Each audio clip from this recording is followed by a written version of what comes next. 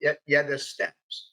But I had great mentors, and I still do. John's a mentor. I have mentors all around the world that I say, hey, I'm having stuff with this. What should I do with this present situation? We are going to hear more on mentorship from Coach Barry Healy from BC, Canada. But first, let's go to Arizona and soak up a message from Jim Lutz, another OG and author who has written on team culture. By the way, as a preview, the next jump cut, number 32, has a bigger emphasis to that ebook from Coach Jim Lutz. Hey everybody, this is Jim with today's Coach's Clips. You know, it's an absolutely gorgeous day, light breeze this morning, beautiful sunny day. And, you know, some people are having storms, cold weather and everything else. It's kind of like the microcosm of what we face in life. There's some days that everything is great, and other days it seems like we just can't get out of our way. Everything goes wrong no matter what we do. And you know, the physical storms of the weather are not unlike the emotional and mental storms that we face, that we just have to realize that this will pass, we will have a better day, and we're capable of doing incredible things. You just got to believe how awesome you are and that you can overcome any adversity you face, because that's the way you were designed. You're awesome. You're incredible. Y'all have a blessed day and find the good in others. We are going to hear more on mentorship from Coach Barry Healy from BC, Canada. I don't think I say it's laziness sometimes. I don't. I'm in two minds. It's like when I talk to John and I talk to other coaches over the years, you know, we all change and we all have different views. But the other thing that's happened is that we've had a whole bundle, and we're still having a whole bundle of major changes around the world that affect everything that we do. Some of the coaches, like I say, I have an advantage. I have an advantage not because of my knowledge, and you have an advantage because we came through all the different scenarios. Some of the younger coaches that we're dealing are on the same dream, but different than I was. I was always, yes, I'd like to get a kid on a national team, and when it comes, it's okay, and it's not a big deal. Yeah, there's steps. But I had great mentors, and I still do. John's a mentor. I have mentors all around the world that I say, hey, I'm having stuff with this. What should I do with this present situation? We're dealing with a lot of young athletes, and in two forms, a lot of young athletes and young coaches that don't have say they don't have the time, right?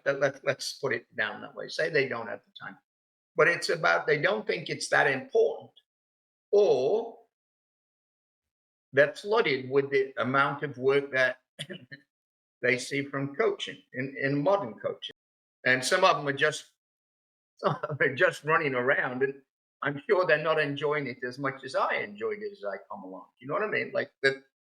We've lost a lot of coaches because of COVID, and that's gone. But we're losing a lot of coaches now because, hey, the money's not there because they see their friends doing better in other businesses.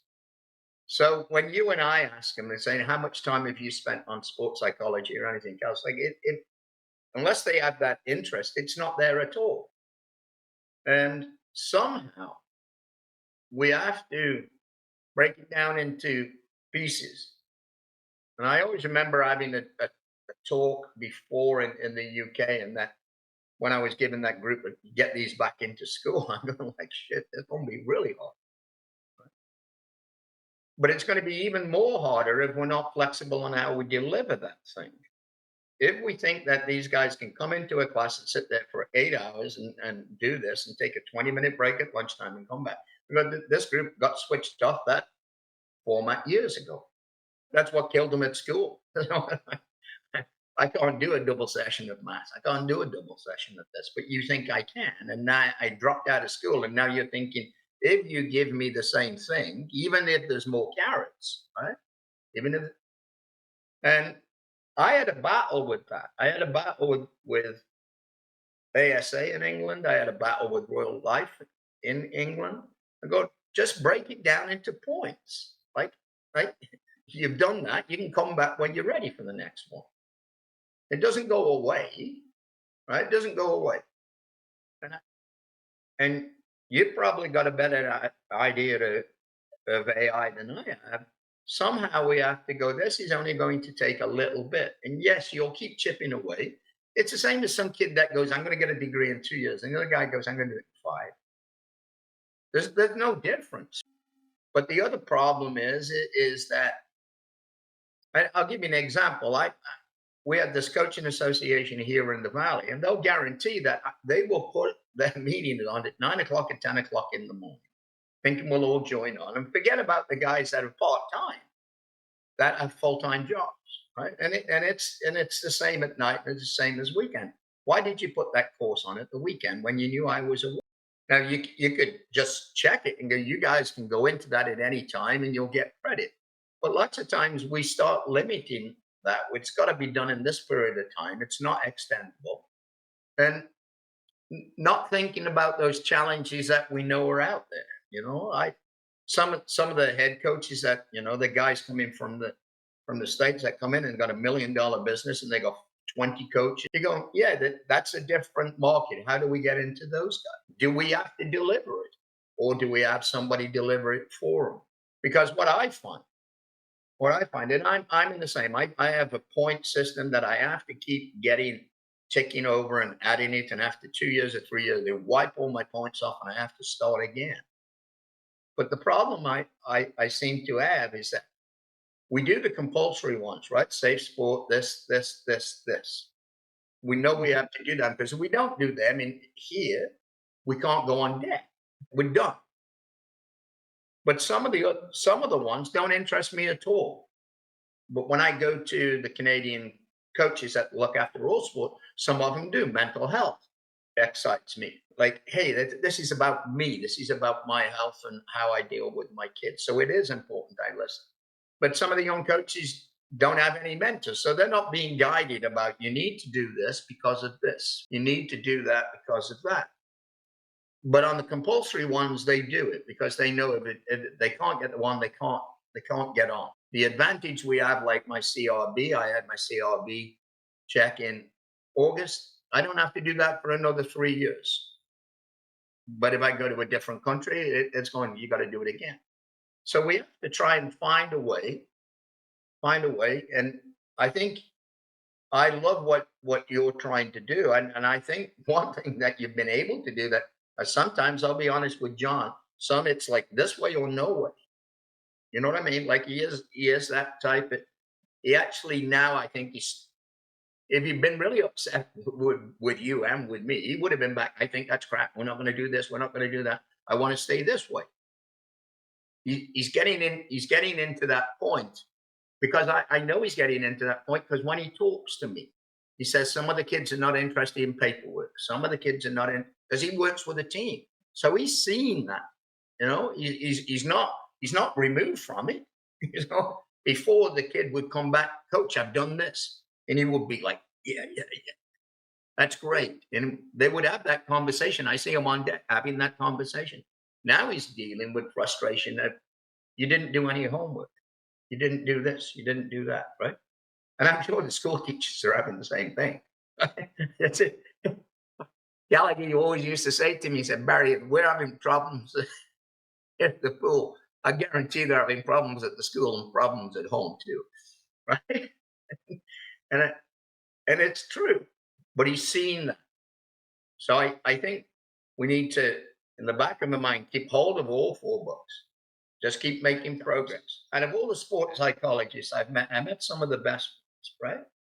Some of them are boring as hell. They get a couple of points across, and I know they're great. Their books are great. But John sells the damn thing, and I know he's energetic. He's probably one of the only ones that I've ever seen that can sell to a 6 and an 8-year-old about where he's going, and sell the same stuff to the guy that's coaching the Phelpses and the Bowmans and all that stuff, because he understands it. And we get into these parts that, how do we get him into those things? How do we get him into those things that, hey, John, just go out there, talk to these coaches about 20 minutes about why you need to consider this. I don't know if you've ever seen any of the books by Cecil Colwin. Colwin was his books are very, very good, and they were ahead of their time. He was a very, very good coach. But Colwin on Friday nights or Saturday nights at clinics would invite just a few people to have a beer with him or a glass of wine, right, around the fireplace.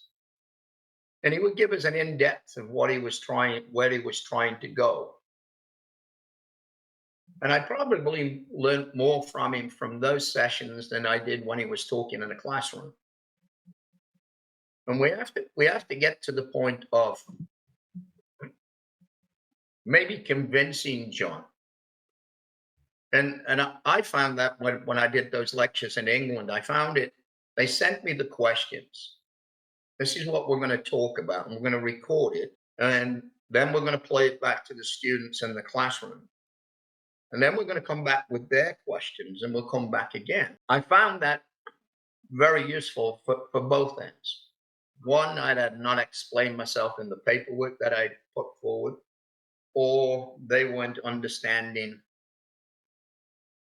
some of the issues and why we have to think that way. You and I probably think different. I can tell by your posts out there, and similar to my post, in that not everybody can see the big picture.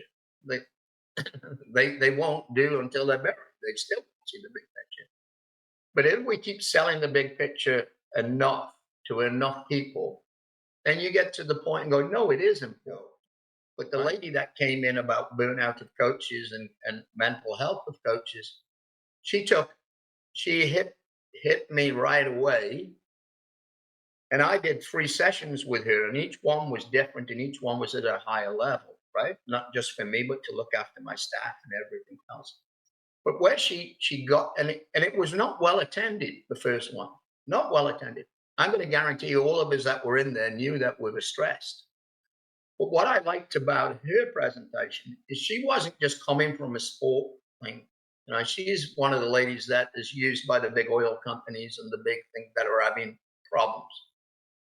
And she's going, it's the same issues, guys. Overload, work hours, no work-life balance, stresses, trying to get up the ladder, some of you are. Other people putting pressures on you in timeframes that cannot be made. And you're stressed about it.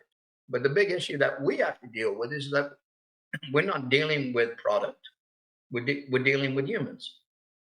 And we have no control of a big percentage of that life that affects everything they do. So we have to try, by using somebody's, like John's experience, how do we take those books and make them sellable? The podcast, Heavy or Not, uses characters and many voices within our episodes. And one of the mainstays of the program is artificial intelligence, or AI. Under no circumstances will we use AI to make believe the comments are coming from a real person. When on the deck, we don't answer the phone.